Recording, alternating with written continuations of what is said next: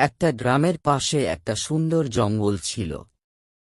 ওই জঙ্গলে বিভিন্ন রকমের পশু পাখি ছিল। ওই পাখিদের মধ্যে একটা তোতা পাখি ছিল যার নাম ছিল চিরকু। চিরকুকে লোকেরা সৌভাগ্যশালী তোতা পাখি হিসাবে জানত, কারণ সে যেখানেই যেত সেখানেই কিছু না কিছু চমৎকার হতো বা কারোর ভাগ্য বদলে যেত।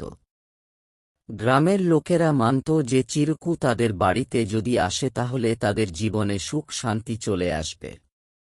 চিরকু সব সময় খুশিতে থাকত এবং তার সুরেলা কণ্ঠে গান করত।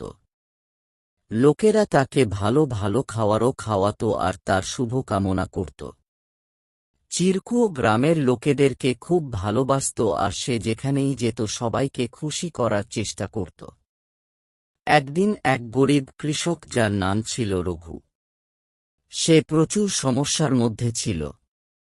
তার সব ফসল নষ্ট হয়ে গিয়েছিল, তার খাওয়ারও মতনও কিছু ছিল না। সেদিন রাত খুব পরিশ্রম করত কিন্তু ভাগ্য তার সাথ দিচ্ছিল না। একদিন রঘু গ্রামের লোকদের কাছ থেকে চিরকুর ব্যাপারে শুনল এবং ভাবল ওই সৌভাগ্যশালী তোতা তাকে কিছু সাহায্য করতে পারে। রঘু ঠিক করল সে চিরকুর সাথে দেখা করবে এবং তার ভাগ্য বদলানোর অনুরোধ করবে। পরদিন সে জঙ্গলে গেল এবং চিরকুকে খুঁজতে লাগল আর অবশেষে দেখতে পেল চিরকু গাছের ডালে বসে আছে। রঘু খুব কষ্টের সাথে সবকিছু জানাল। চিরকু সব খুব মন দিয়ে শুনল এবং শুনে খুব দুঃখ পেল।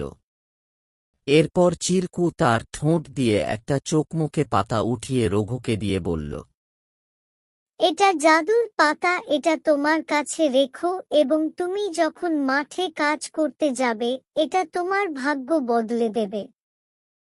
রঘু ধন্যবাদ দিল এবং পাতাটা নিয়ে ঘরে ফিরে গেল।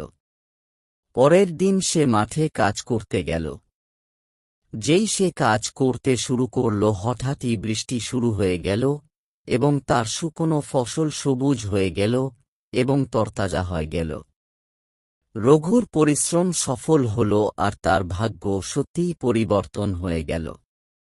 এখন রঘুর কাছে ভরপুর আনাজ ছিল এবং সে স্বাচ্ছন্দ্যে তার জীবন যাপন অতিবাহিত করতে লাগল। রঘু গ্রামবাসীদেরকে চিরকুর বুদ্ধিমানের কথা জানাল। সবাই চিরকুর প্রশংসা করতে লাগল এবং চিরকুর প্রতি সবার ভালোবাসা আরও 10 গুণ বেড়ে গেল।